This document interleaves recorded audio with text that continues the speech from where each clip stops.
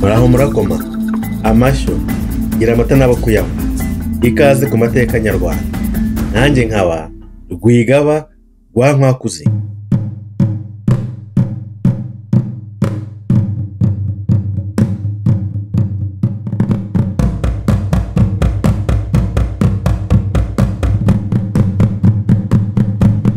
Ijambo ry'ibanze ku bijyanye n'urubuga twafunguye kuri YouTube channel.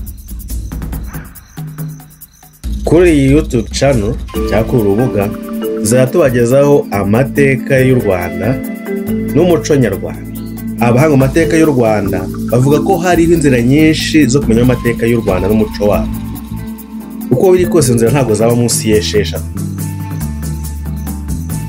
Bari tuvuze ko izo nzira esheshatu nubwo ari n'izindi nyinshi wamenya amateka y'u Rwanda, ariko ko tuvuye kuri izo esheshatu z'ingenzi.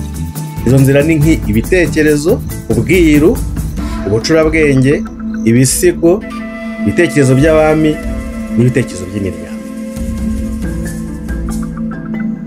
Bivuze ngo ushaka kumenya amateka y'u Rwanda ntabwo yamenyera ahantu hamwe, ujya mu nguni zose ukaraba impande zitandukanye ukajyamo ibintu bitatu tubabwiye bitumenya amateka n'umuco byaranze u Rwanda.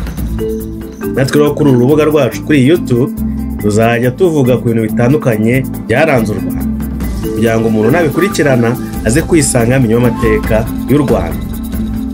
Niyo mpamvu tuzanyuzaho imigani, insigamigani, ibisigo, imivugo, imigani migufi y'abita imigani migenurano, tunyuzeho indirimbo za kera zagiye zihimbwa n'abasizi, ibisakuzo, amateka agiye aranga abanyarwanda muri rusange, ibyaberaga ibwami, ibijyanye n'ubwiru, iby'ibikomangoma, abatware ndetse n'intambara zagiye ziba n'ibyagiye bibera ku rugamba. Ibyo byose iyo bitagije bikavamo ikintu kimwe, wisanga bamenya amateka y'abaturage b'u Rwanda ndetse n'iy'ubuyobozi n'ubwami mu buryo butandukanye, harimo amateka ndetse n'umuco nyarwanda. Ariko hari igice abantu benshi badakunda kwibandaho, igice kijyanye n'ibitekerezo by'imiryango. Bakava ku mateka mu bundi buryo, cyane cyane ay'ibwami, ay'abiru, ayo ku ntambara, ay'abatware, ay'ibikomangoma, ariko ntibibande ku miryango cyangwa ku bandi baturage basanzwe rubanda bagiseseka. Mu by'ukuri n'ubundi amateka y'igihugu akwiye kuba ari amateka y'imiryango yose igize icyo gihugu, ariko kubera ko bitoroshye ko imiryango yose yibuka amateka yayo, bituma kenshi tumenya amateka y'abami n'imiryango yabo gusa, kuko rero bagize uburyo bwo kuyabika kubera inyungu z'igihugu, maze natwe tubasanga niyo dukurikirana cyane. Ariko kandi amateka y'u Rwanda yarushaho kumvikana yongeyeho n'amateka y'imiryango. Urugero, hari ubwo wumva umuntu agira ati uwo umuryango wacu ukomokaho yageze mu Rwanda ava i Burundi, cyangwa se ava mu Ndogo, cyangwa se ahandi hantu nuko agera mu Rwanda ku ngoma y'umwami uyu n'uyu, aza kugwa mu gitero u Rwanda rwagabye aha ari mu mutwe w'ingabo uyu n'uyu, apfana na kanaka, kandi ikivugo cye cyari iki n'iki.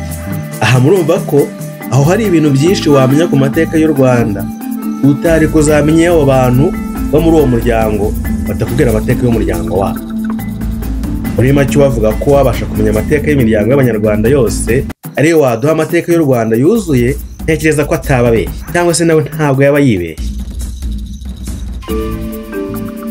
Kubera izo mpamvu tumaze kuvuga haruguru, niyo mpamvu nabwo tuzibanda ku bintu bitandukanye byose byagiye bibera mu Rwanda bo hambere. None nukurikirana witonze buri kintu, yaba mu migani, yaba mu bisigo, yaba mu nsigamigani, yaba mu bitero, yaba mu yandi mateka y'u Rwanda, bizajya birangira uzi amateka menshi kujyanye n'u Rwanda ndetse n'umuco w'abanyarwanda n'inkomoko y'abanyarwanda.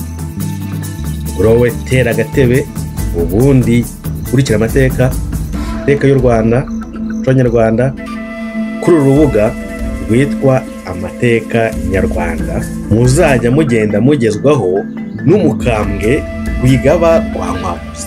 Kugira ngo ibiganiro byacu byose bizajye bikugeraho ku gihe kandi vuba, uze gukanda aho ngaho hasi kuri subscribe kandi no ku nzogera. Bizajya bigufasha kumenya ko buri gihe dushyize ikintu gishyashya, ko kigiyeho gishyashya uzajya uhita umenya ko cyagezeho, uhita ugikurikirana ubundi umenya amateka n'umuco by'abanyarwanda nk'uwari uhibereye icyo gihe biba. Ukanda kuri subscribe ni niba byoroshye cyane, wibona ibara cyane baryigaragaza, rero subscribe ugakandaho rimwe gusa, ukandaho rimwe ntabwo wongera gukandaho biba birangiye. Noneho ugakora naho kuri iyo nzogera yegeranye kugira ngo ugihite bikubwira ko igihano cyagezeho ni notification. Ariko none kugira ngo dukomeze kwagura uyu muryango wakurikira amateka ku rubuga, yabyiza igihe unarangira abandi bakanda hasi kuri share ukabonaho link, none ukagenda urangira n'abandi bantu batandukanye, inshuti zawe cyangwa abaturanyi cyangwa mukorana mu kazi, ukabereka ko ari ahantu umuntu yasanga amakuru meza aranga u Rwanda. Tumuha iyo link umurangira aho yabirebera, cyangwa ukamubwira izina rya channel ya YouTube Amateka Nyarwanda bayibwiga Rwankwakuzi, akahita ajya agakurikira ibyo twagiye tubagezaho bijyanye n'umuco nyarwanda. Ikindi mu rwego rwo gushyigikira uru rubuga kugira ngo Amateka Nyarwanda agere ku bantu bose kandi rukomeze gutera imbere, none uramutse igitabo ufite kivuga ku mateka wazakitugezaho, waba ukoze cyane. Igihe umuntu aba ari mu rugo yibitseho igitabo cyiza cy'amateka y'u Rwanda cyangwa cy'umuco kigaragaza ibintu byinshi bikomeye byanditswe ku Rwanda, igitabo nacyo gifite bazakitugezaho cyangwa kanakidutiza, yadufasha kubona ibintu byinshi bicukumbuye byiza byafasha abanyarwanda kumenya umuco n'amateka y'u Rwanda rwabo. None ikindi, niba hari akantu nawe uzi kajyanye n'amateka cyangwa umuco, wenda tuvuze ku kintu uhise wibuka nawe wenda indi sigamigani cyangwa umugani cyangwa amateka y'umuntu kanaka, uhise umwibuka, nawe tubwira aho ngaho muri comment, cyangwa tutubwira uti kubera ibintu mwavuze uyu munsi muzavuge no kuri muzakora ubushakashatsi noneho kuri uyu nguyu cyangwa ku byabereye aha n'aha cyangwa ku mwami uyu n'uyu, tubwira muri comment uti unakore kuri uyu, uzadushake no ku mateka y'uyu, uzavuge no kuri cyangwa no kudusangiza ibyo uzi, gezaho inyunganizi, igitekerezo, inama, icyifuzo. Nanone uzagiye ku kantu kwanditse hasi kitwa ngo like, niba twakizeho ikintu ukabona uracyishimiye, ukabona ni cyiza, ukabona wagikunze, ukabona ugakandaho kitwa like, ukatwereka umubare w'abantu bishimiye ibyo twakoze. Bati ikiganiro nakoze igihe iki n'iki nagishyizeho, abantu baragikunze, baracyishimiye bitewe n'ukuntu nabonye abakoze kuri like bagikoze bakishimiye, bigatuma no gukomeza kugira umwete, ukagira umwete wo gukomeza gukora cyane no kongera imbaraga mu byo ukora, mu buryo bwo kubikora binoze n'ingano yayo. None ushaka kwibaza uti ku gitekerezo cyaje gite? Igitekerezo cyo gukora ku mateka y'u Rwanda, ku muco nyarwanda, bashinga urubuga rubivugaho cyaje gite? Igitekerezo impamvu cyanjemo ni ukubera ibyo nagiye mbona ku rubyiruko dufite muri iyi minsi, ndetse mbere no ku bana bayo. Urubyiruko cyangwa abantu dufite muri iki kiragano gishya ntabwo bagikunda gusoma nka kera. Mu myaka yashize abana bakunda kwegera abantu bakuru bakababarira inkuru, bakabacira imigani, bakababarira inkuru, bakabaza agace kanaka, bakabaza ibyabereye aha, abantu bakuru bakababwira ibintu byinshi, ugasanga umwana azi amateka menshi y'umuryango wabo, uwo mu gace k'iwabo cyangwa amateka y'igihugu. Ariko abana ntabwo bagikunda kuganira n'abantu bakuru bababwire amateka bene nk'ayo. Kiba nuko abantu bakuru nabo uhereye no ku babyeyi babo usigaye usanga bahuze cyane, baba bahuze akazi, kwirukana imihanda yose, ugasanga bafite umwanya kuganiriza abana babo. Niba yanafite n'ubushake akaba adafite umwanya, rero ugasanga noneho nawe ntabwo abikunze, nta bushake bwabyo afite. Hakaza nuko abana batagikunda gusoma nka kera. Abana bake bakunda gusoma cyane, bagasoma ibitabo bitandukanye, usanga azi imigani myinshi, azi isakuzo byinshi, azi amateka menshi, bitewe n'uko yakunze gusoma.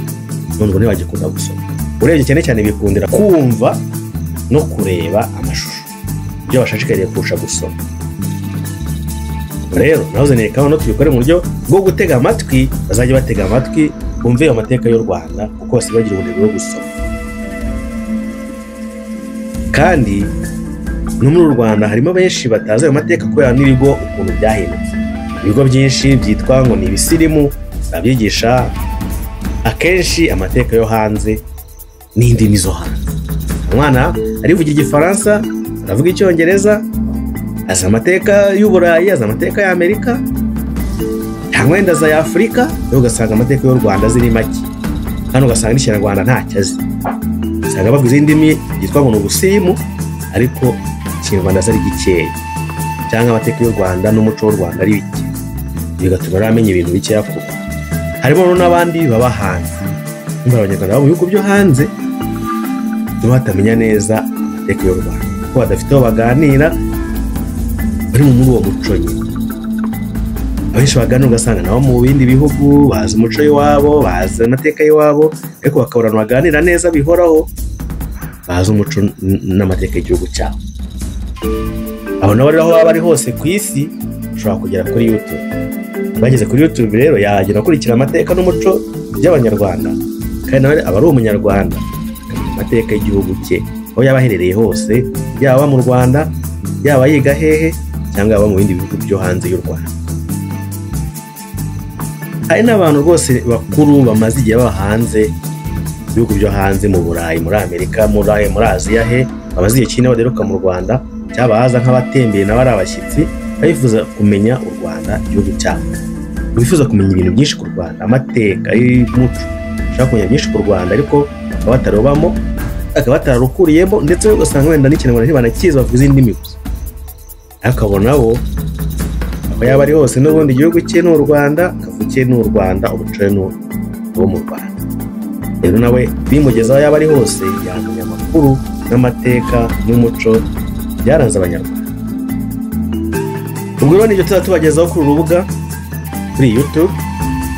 Rero ubwo tera agatebe ushyike neza rwose, utekane utuze, ujye ukurikira ibijyanye n'amateka n'umuco kuri urubuga Amateka Nyarwanda by Rwigaba Rwankwakuzi. Ahawe ikaze, urakaza muri Isanga, hano ni mu rugo. Ubwo rero tugiye gucukumbura amateka, tuyagere kwe tuyavi muzi ni muzingo, ariko umenye ko byo tuzakuramo byose ariko bizaba ari byiza. Hari ibyo tuzagenda tubonamo usanga ibintu byiza umuntu yashima, yakwigana, yakuraho urugero rwiza, ariko ibyo tuzasanga ari bibi umuntu atashima ahubwo yagaya, ndetse ukabikuramo isomo aho kwikuramo urugero rwiza. Niyo mpamvu rero utavuze ngo ibyo tuzagenda ducukumbura tubona byose ngo bizaba ari byiza byo gushima. Aho uzagenda ubona ko ari igihe abantu bajyaga bisanzura cyane bakirekura, ugasanga kuranywa n'umuzitira n'abantu bo mu masano, cyangwa ngo abagabo banyu cyangwa abaturanyi ngo inshuti, byari igihe uzajya usanga bidahuje n'imyemerere yo muri iki gihe, ndetse ibyo uzajya usanga bidahuje n'amategeko yo muri iki gihe. Ibyo ushobora kubikora ugasanga uragonga itegeko rikagufata, cyangwa se ukanasanga ntihuje n'imyemerere cyangwa n'agaciro tugenderaho ubu ngubu. Urabona nawe uzagira usanga harimo abagaragaje umujinya mwinshi, umuranduranzuzi, kubika inzika, kwihorera, inzigo, ubwicanyi, urugomo. Ibyo byose rero ntabwo uzaba uri kubyumva cyangwa kubikurikira kugira ngo nawe ubyigane ushyire mu bikorwa. Hari ibintu byinshi tuzasanga ari byiza, tuzasanga twabikoraho umuco, twabikoraho urugero rwiza, ariko hari n'ibindi tuzasanga ari byiza atari ibyo umuntu yafata ngo agiye kubikurikira cyangwa byigana. Ubwo ari byiza tuzabishima kuriho urugero, ibitari byiza tuzabigaya, kandi tukore isomo ubu bidufashe gutunganya inzira zacu zo muri iki. Nawe uzagenda ugereranya uvuga uti muri icyo gihe cya kera cyo hambere ibyo byari byiza, n'ibi byari byiza, ibi byari byiza, ibi byari sawa, wenda n'ubu tubikoze byaba ari byiza, birashobora kutubera byiza, byatugirira akamaro, ariko ibi nabyo ibi byo wati ibyo byari bibi, ntabwo byari byiza, oya gutyo.